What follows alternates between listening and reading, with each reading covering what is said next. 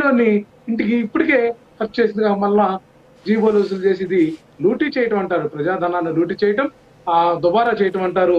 మరి అదే కాకుండా వీళ్ళు ఏ రాష్ట్రంలోనైనా సరే ముఖ్యమంత్రి గారు హెలికాప్టర్, విమానాలు, స్పెషల్ ఫ్లైట్స్ వాడితే ఇక్కడ ముగ్గురు వాడతారు. డిప్యూటీ సీఎం పవన్ కళ్యాణ్ వాడతారు. మరలా వీళ్ళ పుత్రరత్నం చంద్రబాబు యొక్క పుత్రరత్నం లోకేష్ గారు కూడా డిఫాక్టో సీఎంగా తనకు సంబంధం లేనటువంటి శాఖల్లో కూడా వేలు పెట్టి ఆ శాఖాపరమైనటువంటి కార్యక్రమాలు కూడా ప్రభుత్వ ధనాన్ని దుబారా చేస్తున్నటువంటి విచిత్రమైనటువంటి విపత్కరమైనటువంటి పరిస్థితి ఆంధ్రప్రదేశ్ లోనే ఉంది రాజు గారు. అంతెందుకండి మనం చూస్తుంటే తమ అనుకూల మీడియాలకు యాడ్లు ఇవ్వటం గాని లేకపోతే బోనస్ గా ఏ కార్యక్రమాలు చేశారని చెప్పేసి ఈ మధ్యన చూసాం మనం. ఒక దఫా టీవీ5 కంటే మరో దఫా మహా టీవీ లాంటి వాటికి లక్షలాది రూపాయలు ధనాన్ని దోచిపెట్టడం. అట్లాగే విజన్ 2020కి డిపిఆర్ కి ఎట్లా ఖర్చు పెట్టాడో అట్లాగే ఇలా డిపిఆర్ల కోసం విచిత్రంగా ఖర్చు పెడుతున్నటువంటి ఈ ప్రభుత్వం ఉంది. అసలు అంతెందుకంటే ఈ మధ్యనే విన్నాం అమరావతిలో భవనాల అద్దాల నిర్మాణం కోసం సాక్షాత్తు 2,540 కోట్ల రూపాయలు మేము ఖర్చు చేస్తున్నట్టు రిలీజ్ చేస్తున్నట్టుగా జీవో.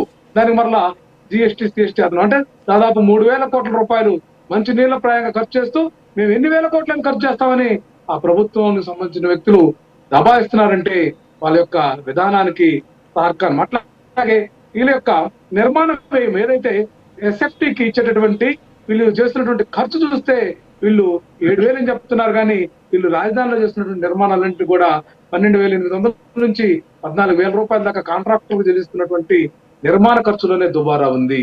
అంతేందుకండి క్వాంటమ్ వ్యాల్యూ బిల్డింగ్ కూడా వీళ్ళు చేసినటువంటి విషయం చూస్తే ఎల్ఎన్టీ కాంట్రాక్ట్ ఇచ్చారు. దాంట్లో దాదాపు రమారమి 22,989 రూపాయలు స్క్వేర్ ఫీట్ కి ఖర్చు చేస్తూ వాళ్ళు నిధులు జారీ చేస్తున్నటువంటి అంశం ఉంది.